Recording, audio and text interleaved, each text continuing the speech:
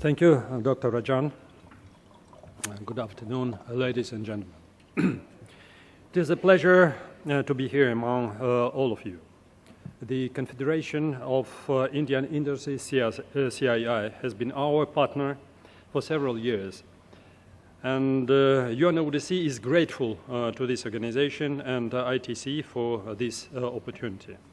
So I'd like to draw your attention to the title of this discussion. This is Business Ethics, Management, Prevention and Detection. The question arises, detection of what? Prevention of what? I'll be talking about corruption. To begin with, I'll quote the Executive Director of UNODC, Mr. Fedotov. Corruption is a thief of economic and social development, stealing the opportunities of ordinary people to progress and to prosper. Corruption is a plague that is marred by silence, absence of transparency, ethics, and morality.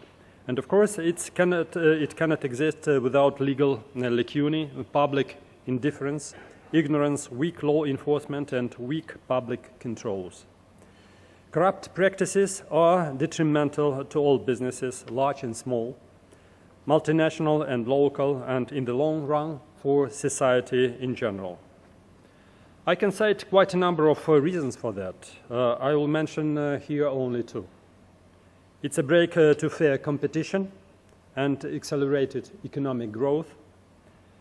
And it undermines public morale as corruption corrodes not only economic, political, and social life, but it impacts education, healthcare, and many other vital sectors. No doubt, its imprint and impact on economic activities is very conspicuous. No need to mention big corporate scandals that rocked financial markets and undermined investor confidence.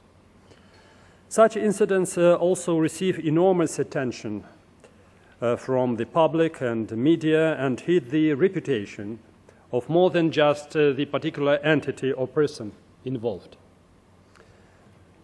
Calls for greater private sector accountability have led many businesses, particularly among the world's largest corporations, to implement principles to guard against corruption, thus protecting their corporate image as well as the interests of their investors, workers, and customers. I am privileged to address the distinguished representatives of the Indian industry who contribute in a big way to the economic development. Therefore, I will try to refer to something closer to economic notions and terms. And I will compare corruption with the black market. The black market is a no rule of law, a zone which undermines free and healthy competition, business morale, and impedes economic growth, especially in the 21st century, with prevailing border openness and globalization. I can deliberate on different ramifications of this phenomenon for a long time, but let me stop here. I'm sure you understand what I'm talking about.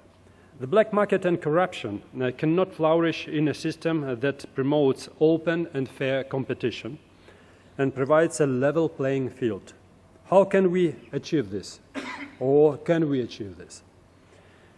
Corruption is a child of bad governance or a result of lack of good governance. I'm sorry for using the word governance you dislike, but still, well, it is largely used in economic discussions. It is quite natural that the countries with more effective systems of governance are at the very top of corruption-free ratings. Good governance in the economic arena means creating policies conducive to accelerated economic growth through the creation, first and foremost, of a level playing field and fair competition. In fact, efficient and rapidly growing economies should be based on the premise that only a more effective business entity which operates in a legitimate space should have an upper hand in competition. And competition should be really fair. This is actually crucial to our discussion. But still, It should not be a one-way traffic, but a two-way road. Developing accountability, reasonable transparency, and fair and competitive environment should not be the concern or task of the state only. The business community can play a key role in this. How can higher standards of ethics and integrity be encouraged among the business community? What role can the private sector play? Entrepreneurs can develop, it was mentioned, a code of ethics to create an enabling environment to promote fair and clean business and to fight corruption. The private sector, inter alia, can develop internal mechanisms of a kind of, well, sanctions, if we will, or any kind of reprimands, punishment, rewards, and incentives. It can help to raise public awareness about the harm of corruption by supporting governmental and other anti-corruption initiatives and by advancing good practice standards for industry. It can strengthen business integrity in the supply chains and ensure that employees, agents, and business partners understand and comply with applicable anti-corruption laws. It was also mentioned about whistleblowers. They can play a big role and a very important one, but will it be enough? It will be idealistic and naive to believe that self-regulatory mechanism only will work in an environment focused on profit-seeking. The question is, how can we address these issues in the best possible manner? In my view, there is a need to have an effective system of rule of law, which prevents, detects, and punishes. I would emphasize the word system. It should be based on an effective and comprehensive anti-corruption policy or strategy and regulatory reform, fully reflecting all the provisions of a universal anti-corruption legal tool, that is, the United Nations Convention Against Corruption, called in brief UNCAC. Anti-corruption policies and legislation should be comprehensive and address the sides to any corruptive practice, the giving hand and the receiving hand, as well as the conditions conducive to and triggering graft, embezzlement, and abuse of administrative status. All these aspects are fully reflected in this convention. The UNCAC is the world's strongest and most comprehensive universal legal instrument in the fight against corruption, which also addresses action with the private sector. The key objectives of this convention are promote and strengthen measures to prevent and combat corruption more efficiently and effectively, to promote, facilitate, and support international cooperation, to provide technical assistance in the prevention of and the fight against corruption, including asset recovery, and to promote integrity, accountability, and proper management of public affairs and property. This convention was signed and ratified by 182 member states, and they have pledged to take measures to prevent corruption involving the private sector, enhance accounting and auditing standards, and where appropriate, provide penalties for failures to comply. Let me reiterate that mere strategy will not be enough. Implementation mechanisms are of utmost importance. Such a strategy should envisage developing a sound legislature, laws and bylaws, standard operating procedures for law enforcement. It should envisage a creation of a modern, effective judiciary system based on principles of impartiality, transparency, equal access to justice, and reasonably quick and fair litigation. It should envisage well-trained law enforcement personnel that can fight against corruption. It is quite evident that all state institutions involved in fighting corruption should be, first of all, cleansed of this plague. Also, there is an urgent need to establish an effective system of monitoring and evaluation, including within the framework of UNCAC, In many countries, this is something very challenging and missing. Well, a lot of laws are adopted, a lot of measures are being taken to combat corruption, but no one knows how successful, how effective these measures and policies are. Such a system of monitoring and evaluation should be multi-layered.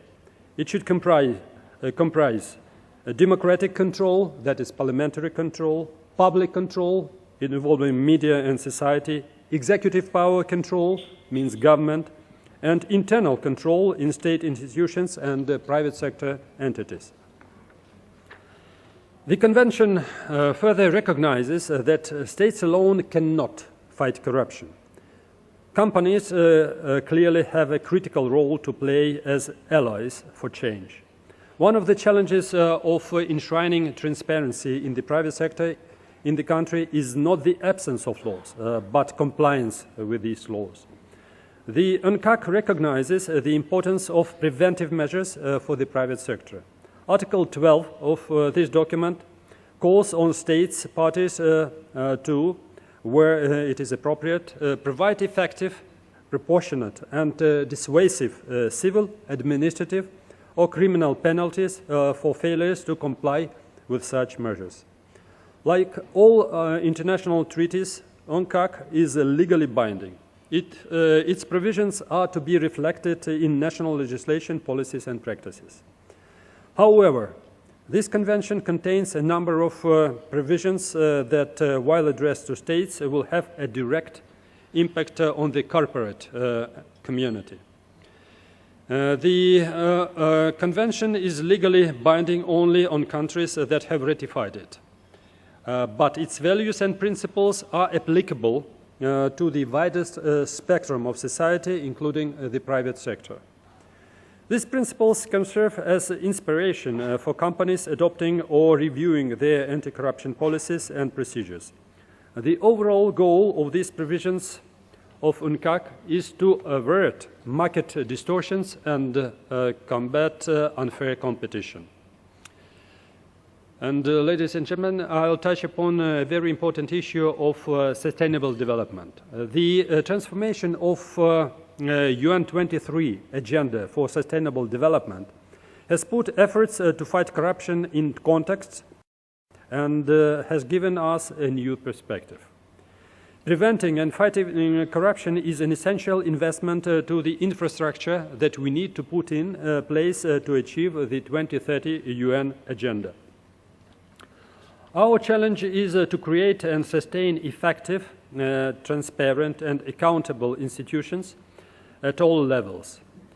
UNODC, that is the UN Office on Drugs and Crime, works therefore to address all the targets, including the 16th target in the overall set of sustainable development goals. I would like to share with you two small but very effective projects that UNODC implemented in India under the Siemens Integrity Initiative in 2018 to 2014 to address corruption in the private corporate sector.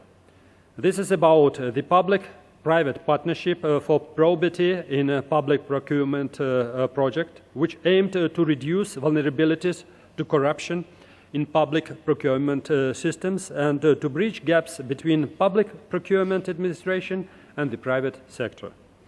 Another project called Incentives to Corporate Integrity and Cooperation in accordance with UNCAC fostered cooperation between the private sector and government authorities, especially law enforcement.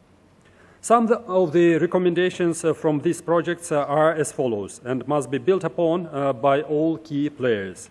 First, promoting a collaborative approach between law enforcement and the private sector.